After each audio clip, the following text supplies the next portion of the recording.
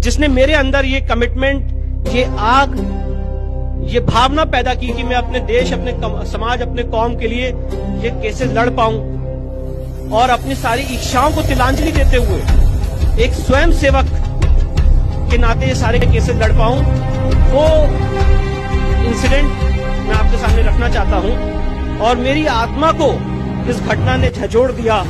और मैंने एक युवा होने के नाते, क्योंकि हम लोग एक यंग लाइफ में हैं, हर आदमी को कभी इतना ज्यादा कमिटमेंट नहीं होता है कि हाँ भाई हिंदुत्व क्या होता है, धर्म समाज क्या होता है, ठीक है सब एक ही हैं, सेकुलरिज्म चलता रहेगा, हम क्यों इन सब केसेस में पड़े, हम भी प्रोफेशनल लाइफ बने, अच्छे करें, एडवोकेट जनरल बने और फॉरेन घूमे, ये सारी भावनाएं होती हैं।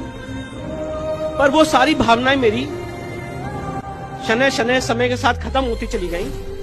और जब 2013 में मैं दिल्ली में प्रैक्टिस कर रहा था, मेरे पिताजी को अस्थमा का अटैक पड़ा और मैं लगातार गाड़ी चला के वहां पहुंचा। अस्पताल में भर्ती थे और डॉक्टर ने कहा कि इनके बचने की कोई उम्मीद नहीं है, ये इनको वेंटिलेटर भी हमारे पास नहीं है, तो अब आप अपने समय गिन लीजिए कि कैसे बचेंगे, हमें नहीं पता। उस मृत्यु शैया पे, उस डेथ बेड पे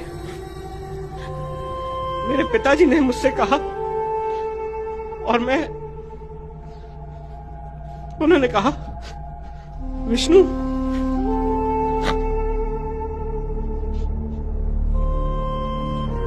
उन्होंने कहा, विष्णु, टीले वाली मस्जिद के केस के नोटिस देना मत भूलना, समय सीमा चली जाएगी, केस डिसमिस हो जाएगा।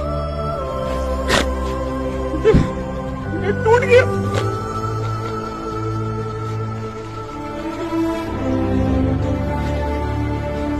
इतना बड़ा कमिटमेंट वो अपने दिल में अपने देश, अपने समाज, अपने कौम के लिए लेके चल रहे हैं।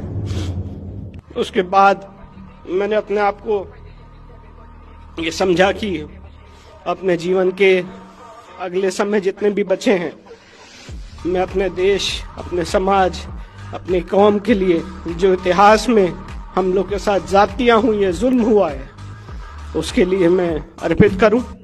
और उसी श्रृंखला में फिर